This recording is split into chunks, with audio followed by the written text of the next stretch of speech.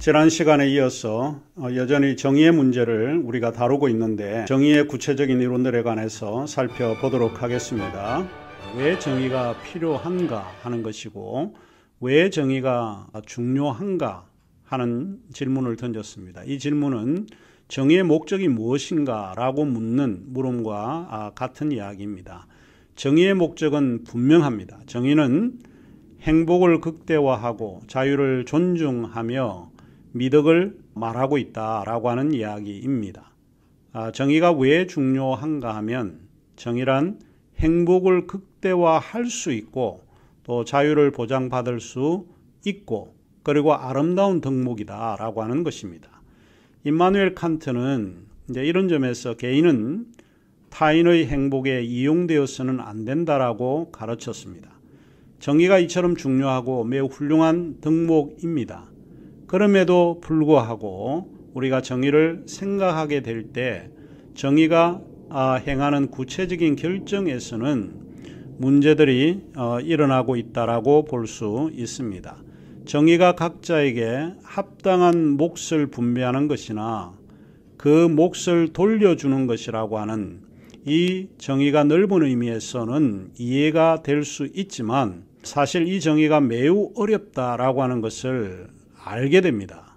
각 개인에게 합당한 몫을 분배하는 정의에서 누가 분배하고 누구에게 주어지고 누가 그 몫을 받을 자격이 있는 사람인지 그 근거에 관해서 묻게 되면 아주 복잡하게 된다라고 하는 것입니다.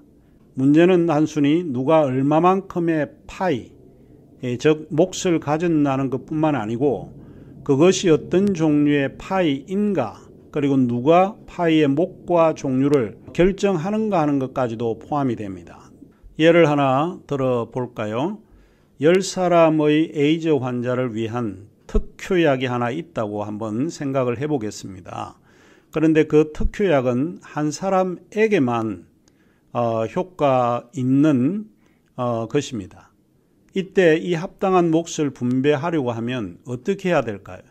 10명의 환자는 있고 1명에게만 해당이 되는 것인데 그러면 한 사람을 선택하기 위해서 어떤 일을 해야 할까요? 누가 이 결정을 내려야 할지 매우 복잡한 절차를 거쳐야 한다라고 하는 것을 우리가 추론해 볼 수 있습니다. 그리고 누구에게 이 특효약 한 사람에게 주어져야 할까 하는 것입니까? 평소에 착한 일을 많이 한 사람에게 돌아가야 할까요? 아니면 나이가 어린 사람에게 먼저 주어야 할까요? 아니면 그 반대로 노약자 우대로 해서 나이가 많든지 장애인이 먼저 혜택을 받아야 할까요? 이것도 아니고 저것도 아니면 우리가 보통 이야기할 때 사다리를 탄다든지 제비를 뽑는 방식으로 그 일을 선택해야 할까요? 아니면 돈을 가장 많이 내는 사람이 그 특효약을 먹을 수 있게 해야 할까요? 만일 그렇다라고 하면 돈이 없는 사람은 결국 죽으라는 말과 같다라고 항변할지 모릅니다. 아무튼 무엇이 합당한 몫을 결정할 수 있을지 그것이 무엇인지 이런 것을 생각을 해보면 결국 우리의 몫을 결정하고 어떻게 분배하는가 하는 것은 쉬운 일이 아니다라고 하는 것을 알게 되지요. 일단 이러한 어려움에도 불구하고 우리는 정의에 대한 다양한 정의들을 기억을 해두면 좋을 것 같습니다. 그러나 너무 단정적으로 정의에 대한 의미와 뜻을 받아들이면 안 될 것 같습니다.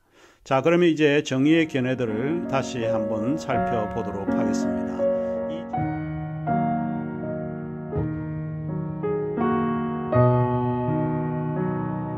이 정의의 이론들은 우리에게 굉장히 중요하고 우리가 반드시 좀 기억을 해두면 좋을 것 같습니다.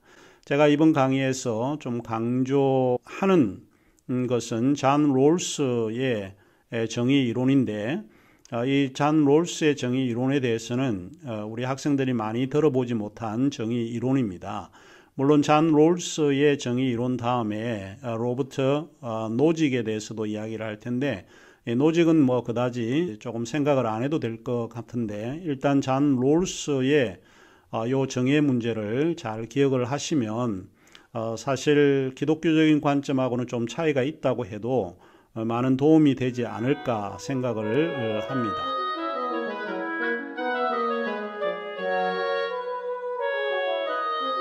가장 먼저 우리는 잔 롤스의 정의에 관한 입장을 그러면 살펴보겠습니다. 잔 롤스를 먼저 살펴보는 이유는 그의 정의에 대한 견해가 고전적으로 많은 사람들이 받아들여 왔고 또 취급되고 있기 때문입니다.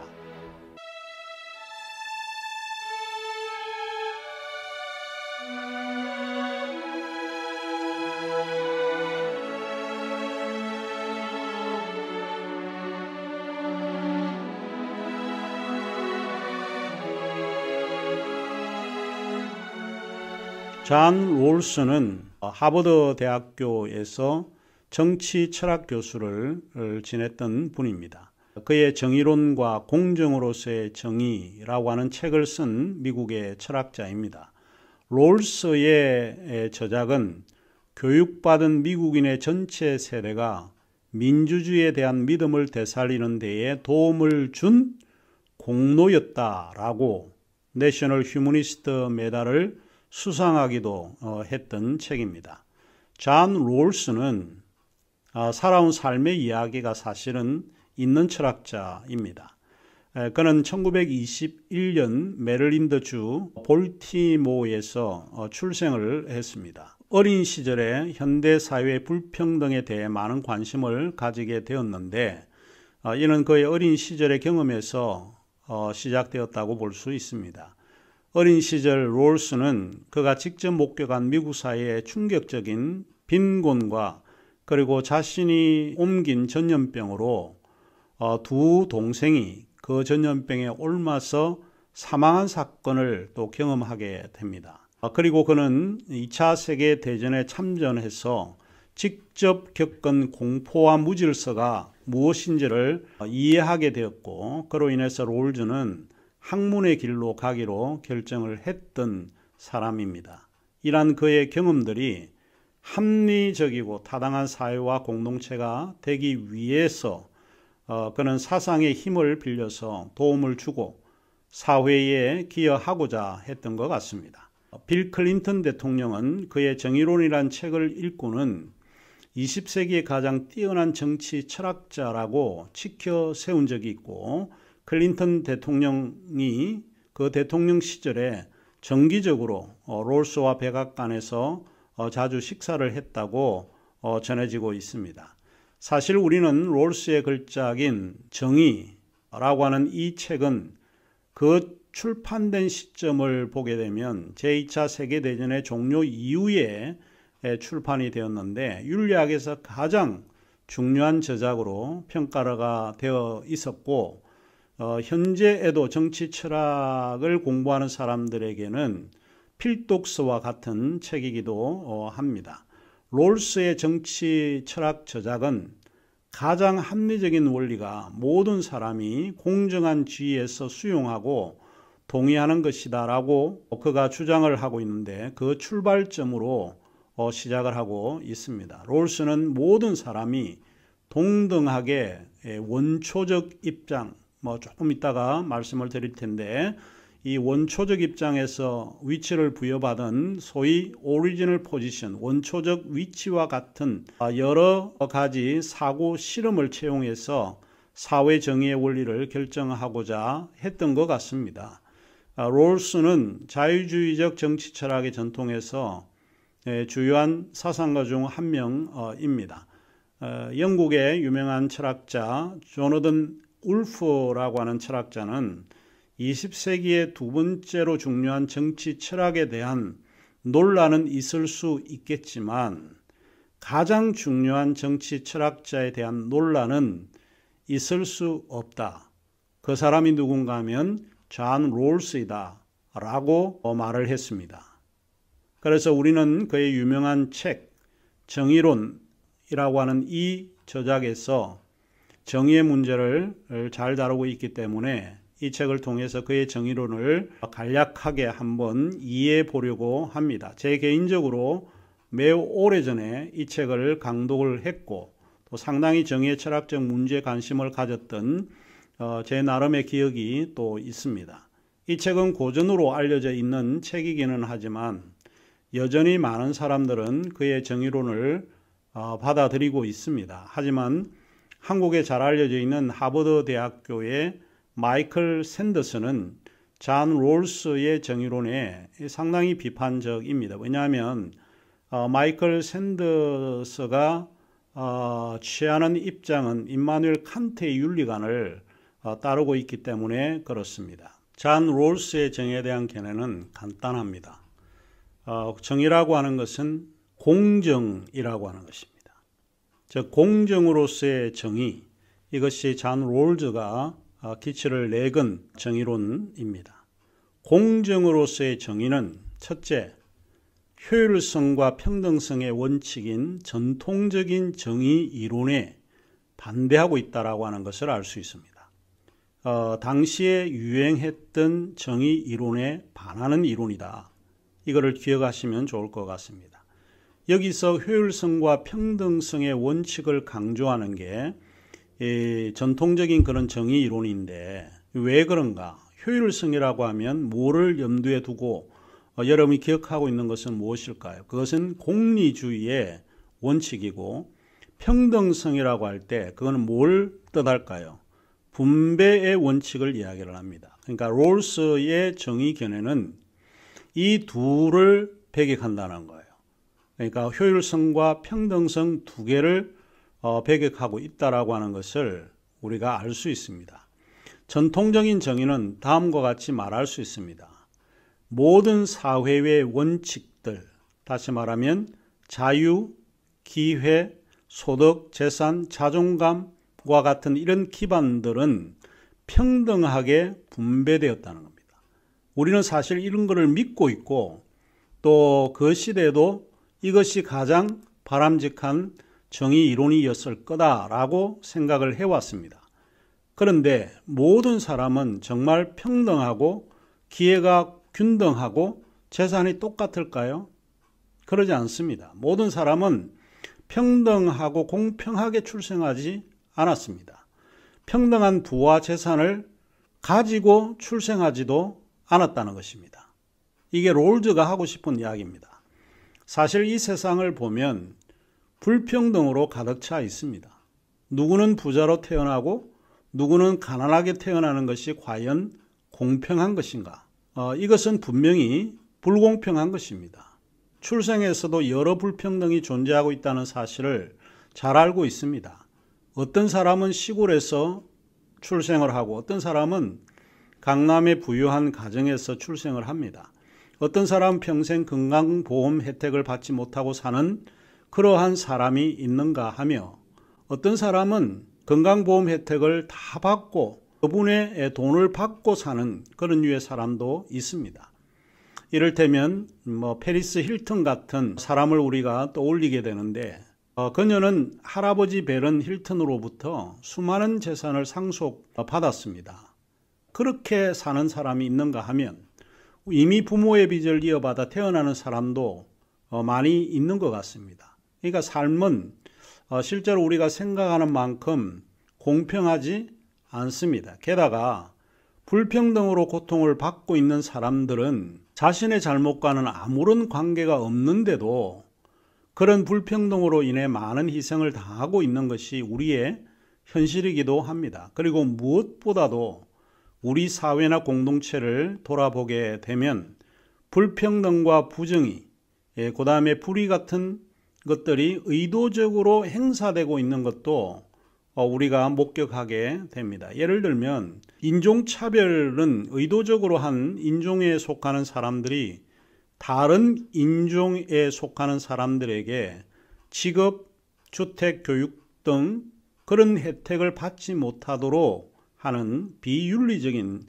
행위를 행하고 있습니다. 그리고 직업의 경우에도 여성보다는 남성에게 더 많은 혜택이 부여되는 경우도 들어 있습니다. 이것은 벌써 여성에 대한 차별과 불평등이 분명히 존재하고 있다는 것을 전제로 되어 있습니다. 이런 의미에서 존 롤스는 이미 우리는 평등하게 출생하지 않았다라고 하는 것을 이야기함으로써 그의 정의의 문제를 시작하고 있습니다. 이런 이유에서 존 롤스는 평등성으로서의 정의를 이야기하지 않고 공정으로서의 정의를 이야기하고 있습니다. 이 공정으로서의 정의는 차등과 보상의 원칙에 근거되어야 한다라고 주장을 하고 있습니다. 그렇다면 차등과 보상의 원칙은 누구에게 주어져야 할까요? 롤스에 따르면 사회의 최소 수혜자에게 돌아가야 한다라고 주장을 합니다. 사회의 최소 수혜자는 누구입니까? 그 최소 수혜자는 장애인일 수 있고 사회의 여성일 수 있고 또 노동자 계급일 수 있습니다. 이런 사람들이 가장 대표적인 최소의 수혜자들이겠습니다. 이를테면 이런 생각을 한번 해보게 되겠습니다. 삼성에 입사하기 위해 입사시험에 등록을 해서 시험을 치른다고 한번 가정을 해봅시다. 그런데 그 시험을 치른 사람 가운데는 장애인들도 있고 여성들도 있고 다양한 사람들이 그 안에 존재하게 됩니다. 이제 그들은 이 시험에 합격하기가 조금 어렵지 않을까 싶습니다. 이런 자들에게 차등의 원칙과 보상의 원칙이 존 롤스가 봤을 때는 주어지지 않으면 이게 늘 불평등으로 남아 있다라고 주장을 한다는 것입니다. 하나 더 예를 이제 든다면 혹시 여러분은 타이거 우즈라고 하는 사람을 알고 있고 들어본 적이 있는지 모르겠습니다. 타이거 우즈는 골프 황제입니다. 골프를 잘 치는 사람입니다.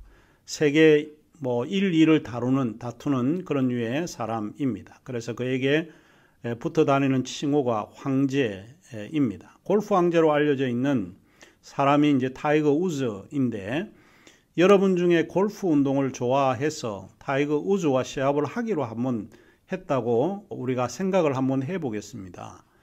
타이거 우즈를 이길 수 있겠습니까? 이기지 못합니다. 10중 8구 여러분은 타이거 우즈에게 지게 됩니다. 그래서 골프에는 뭐가 있는가 하면 핸디 적용이라고 하는 게 있습니다. 핸디 적용. 자기가 18홀을 칠 때에 칠 수 있는 타수를 평균적으로 내는 것을 이야기하는데 그 사람의 평균 타수가 얼마인가를 밝히고 그에게 유리한 점수를 먼저 주고 시작을 합니다. 그러니까 여러분에게는 충분하게 보상이 되고 많은 점수를 주고 타이거즈는 그렇게 불리하게 시작을 하는 거죠.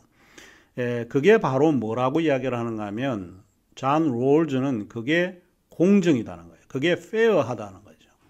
그러니까 이게 평등이나 형평성을 이야기하는 것이 아닙니다. 여러분 이걸 잘 기억을 해야 되는데 이 존 롤스가 이야기하는 것은 페어, 공정을 이야기를 합니다. 여성과 남성이 100m 달리기를 시합하기로 결정을 했다라고 할 때 그러면 여성과 남성이 동일한 출발에서 출발을 하면 결국 신체적인 조건에서 남성이 이기게 됩니다. 그렇기 때문에 여성이 5m나 10m 앞에서 출발을 하고 그리고 이제 남성이 그 정상적인 그 출발선에서 시작을 하게 되면 그게 이제 공정이고 그게 페어하다는 것입니다. 다시 말을 하자면 비록 운동이나 회사에 지원하는 시험과 같은 것에서 사람들이 능력을 개발하고 사용한다고 하더라도 모든 사람이 노력만으로 다 되는 것이 아니라는 것입니다. 그래서 우리는 사람들 속에서 발견할 수 있는 게 뭘까요? 그것은 이미 천부적인 재능이나 가문이나 출신 배경과 같은 인생의 행운이 이미 깃들여 있다라고 하는 것을 알게 됩니다. 가문이나 출신 배경과 같은 행운이 결국은 인생에게 성공을 가져다 주게 되는 것이고 이것이 경쟁 사회에서 한 개인의 소득과 지위를 결정하는 매우 중요한 변수로 작용하고 있습니다. 말하자면 사회는 기회균등을 강조를 하고 있는데 그 기회균등은 불평등한 결과를 초래하게 된다는 것입니다. 그래서 평등성과 같은 개념은 정의의 개념에 적합하지 않을지 모른다는 것입니다. 이것이 롤스가 생각해낸 정의 이론입니다. 그렇다면 그 평등성과 공평성에 대체할 수 있는 것이 무엇일까를 롤즈가 생각을 했을 것인데, 그것이 결국에는 정의란 공정, 페어니스라고 생각했던 것 같습니다. 저는 그의 생각이 상당히 옳다고 여기는 사람 중에 하나입니다. 아무튼 이제 여러분이 잔 롤즈의 공정의 개념을 이해하셨을 거라고 생각을 합니다. 일단 공정이라고 하는 것이 무엇을 뜻하는지 이해하고 넘어가면 좋을 것 같습니다. 그러면 사회나 공동체 속에 있는 이러한 불평등과 부정의를 해결하기 위해서 잔 롤즈가 고려한 것은 그러면 무엇일까요? 그는 우선 사회와 공동체 내에 최소의 수혜자들을 고려하고 불평등의 원인이 무엇인지를 알아내야 한다고 생각을 합니다. 우선 그가 이 문제를 해결하기 위해서 앞에서 저희들이 배운 공리주의의 문제를 알아야 한다고 이야기를 하고 있습니다. 공리주의는 다시 복습하는 의미에서 무엇을 이야기를 합니까? 공리주의는 최대 다수의 최대 행복입니다. 모든 사람에게 동일하게 행복을 제공하지 않기 때문에 다수결의 원칙에 따라 다수의 행복에 기여하면 이게 참이 되고 이게 진리가 된다라고 이야기를 하고 있습니다. 공리주의란 모두의 행복을 극대화하는 것이 올바른 윤리적 행위라고 보는 것이죠. 이런 윤리적 이론이 공리주의로서 우리 사회의 많은 문제를 야기하고 있는 것입니다. 롤즈는 이제 그런 의미에서 공리주의적 계산으로만 세상이나 사회를 사유하는 것이 맹목적이고 다소 맹신적이라고 하는 면을 지적하는 듯 합니다. 물론 공리주의가 민주주의 원칙에 좋은 점은 없지 않지만 그것이 모든 사람에게 적용 가능한 것은 아니라고 롤스가 이야기를 하고 있습니다. 롤스는 이렇게 적고 있습니다. 정의는 타인들이 갖게 될 보다 큰 선을 위하여 소수의 자유를 뺏는 것이 정당화됨을 거부한다. 다수가 누릴 보다 큰 이득을 위해서 소수에게 희생을 강요해줘 도타는 것을 정의는 용납할 수 없다. 그러므로 정의로운 사회에서는 동등한 시민적 자유란 이미 보장된 것으로 간주되고 있고, 따라서 정의에 의해 보장된 권리들은 어떠한 정치적 거래나 사회 이득의 계산에도 좌우되지 않는 것이다. 이런 문제를 해결하기 위해 롤스가 선택한 방식이 최소의 수혜자들에게 분배하고 보상해 주라고 하는 것입니다.